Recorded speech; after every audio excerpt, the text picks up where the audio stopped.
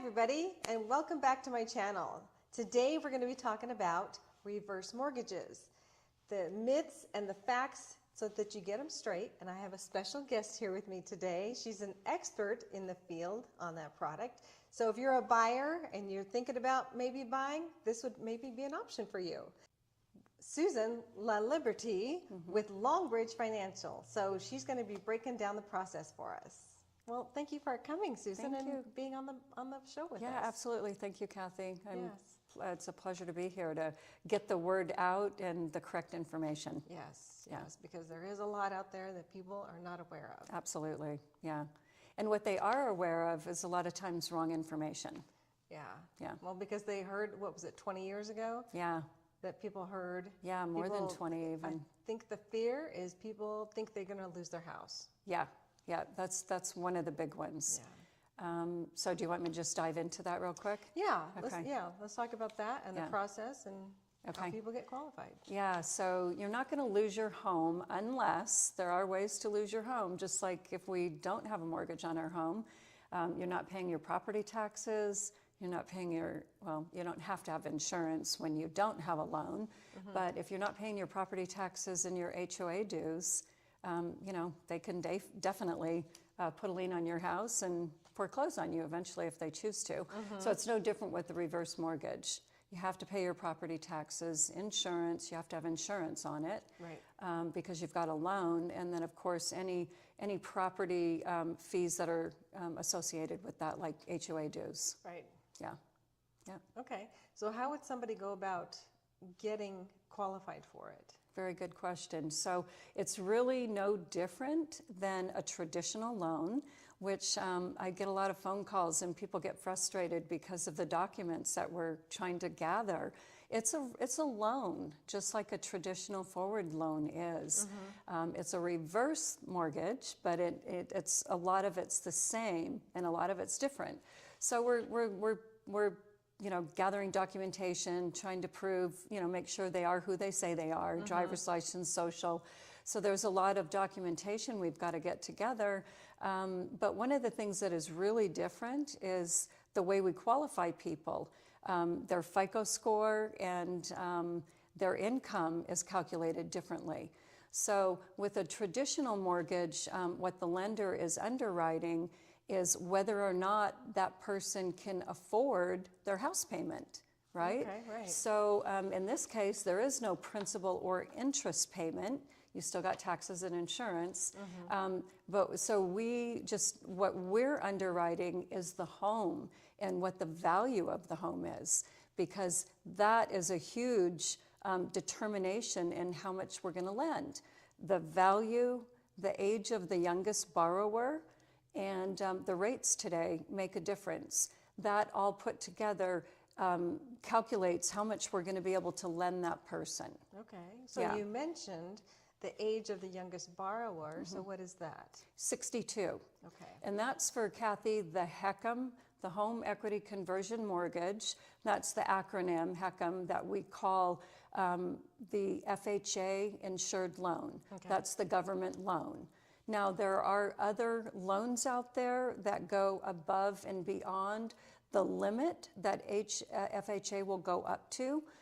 The limit this year for 2026, believe it or not, is $1,249,125. Oh, wow. Wow. Yeah. So anything over that is what we call proprietary loans. They're loans from private lenders.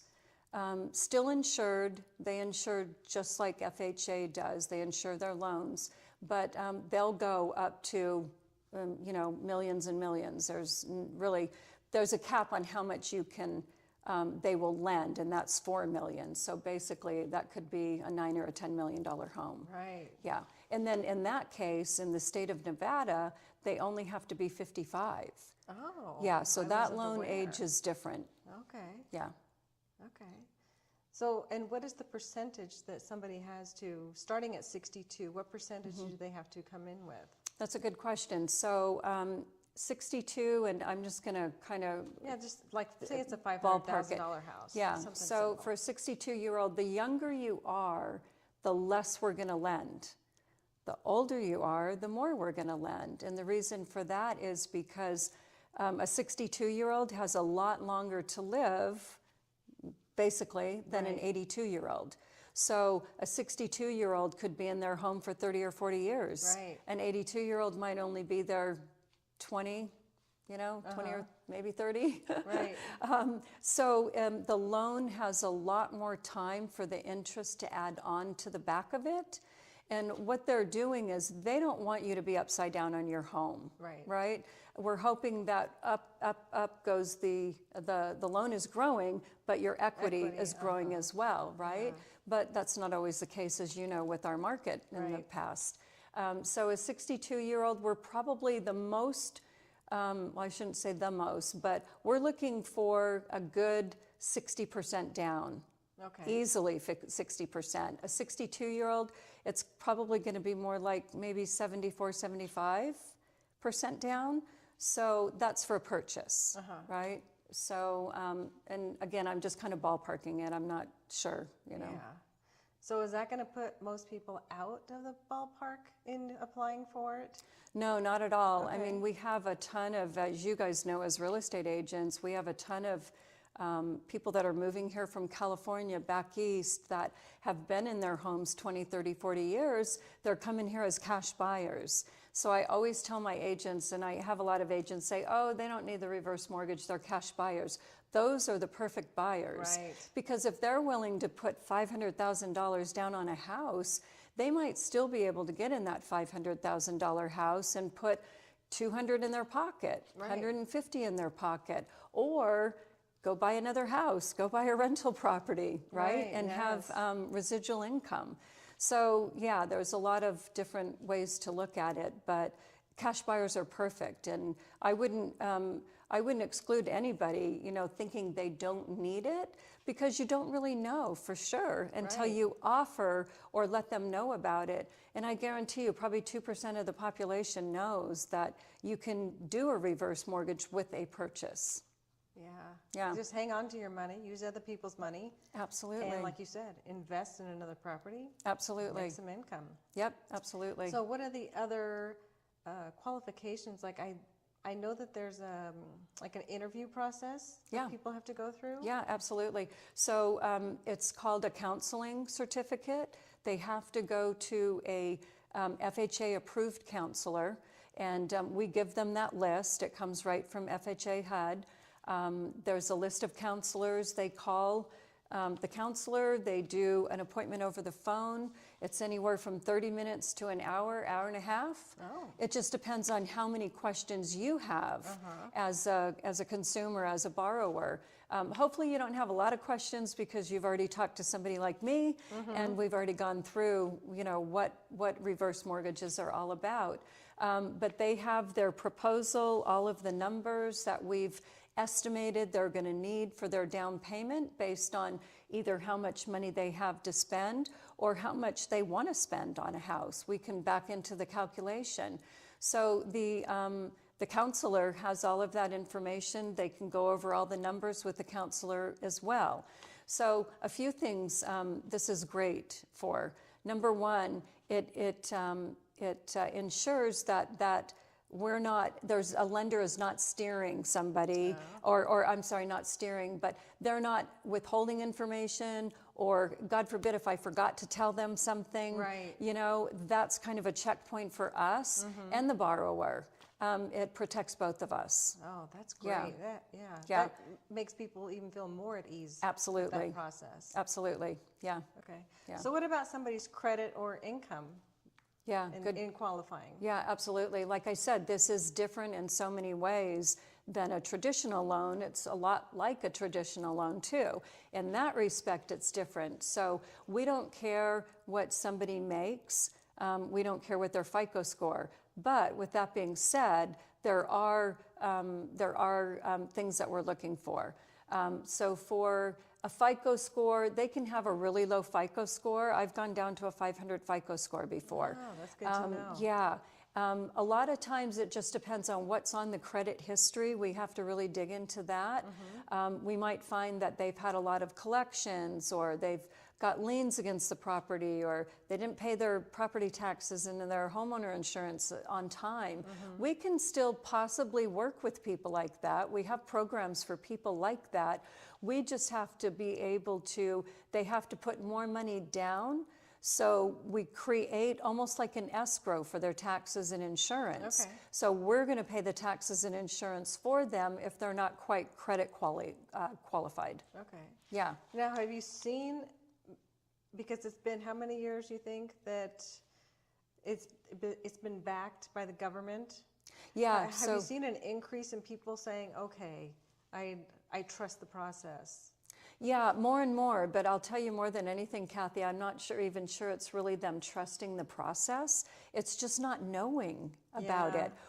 Believe it or not, there's a lot of people out there that don't know anything about reverse mortgage. The traditional refinances we used to do if you're living in your house, certainly not the purchase.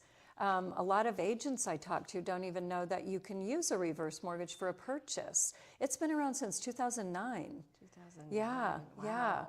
And then Ronald Reagan put it into, when he was in administration, 1989, I think, is about when it became an FHA insured product. Oh, okay. And believe it or not, there were reverse mortgages back in the 60s. Oh, wow. But they just were not insured loans. Yeah, so they've been around for a long time. But so I think more and more people, the word is getting out there, and the guidelines have changed so much. So we have a joke, we kind of say, well, it's not your grandma's reverse mortgage. It's changed so much, even in the last 20 years. Yeah. And then the other thing is income. They don't have to have a certain amount of income to qualify for a payment, but we are making sure that they have enough income left over after we've taken their income minus anything that's on the credit report. You know, installment loans, car payments, student loans, believe it or not, credit card debt.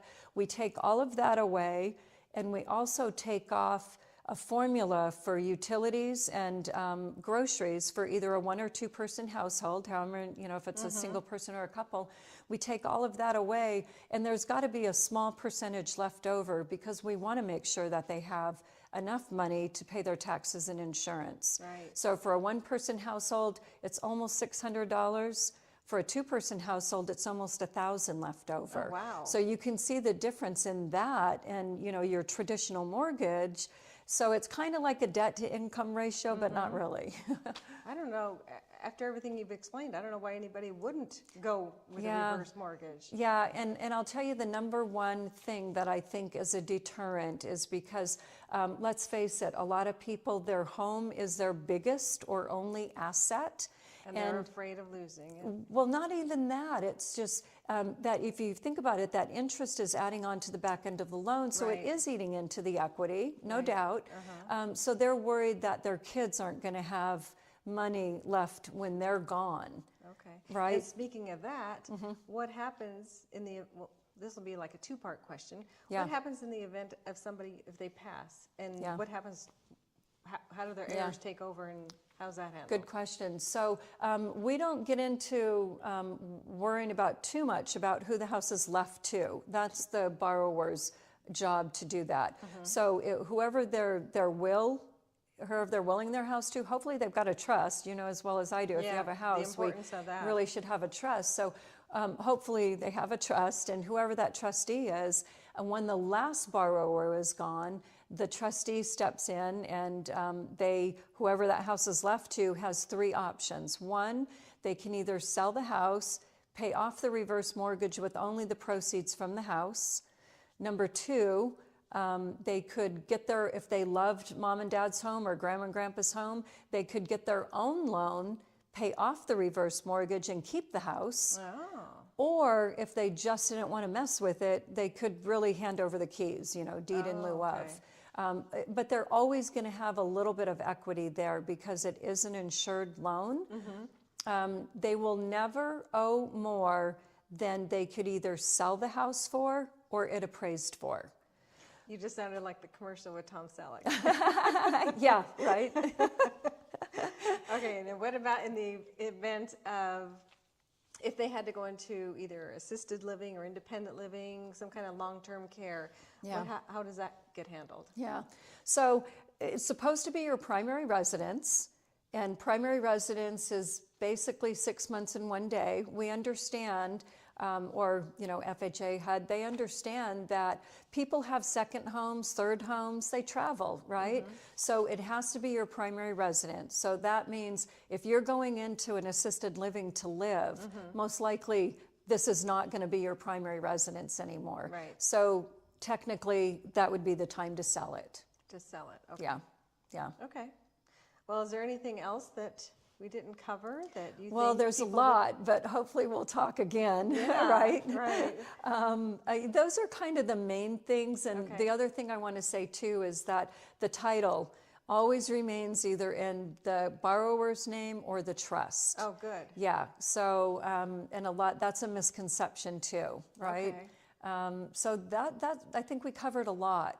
Yeah, Okay, good. yeah. All right. Well, I want to thank you guys for listening in. I had met Susan. She, we all do our CE classes as agents. She came in, she sponsored one of the classes, met her, and thought, oh, this would be really great to have her come and explain the process. So thank you very much for coming and doing that and for your time. Absolutely. And let them know how they can get a hold of you. Yeah, thank you, Kathy. So I think the best way for me is you can look me up online. I've got a Google business page, Susan LaLiberte, LaLiberte. My phone number is 702-525-7774. And you can text me or call me, and I always return my phone calls within 24 hours. So, Okay, yeah. great. Thank you so much, Kathy. Yeah. And then I will also put Susan's information in the link below. And if you or a friend or family member is looking to either buy or sell, I would love to be that agent that helps you do that. So in the meantime, I'm Kathy Jaramillo with Love Las Vegas Realty, and I'll see you on the next one. Take care.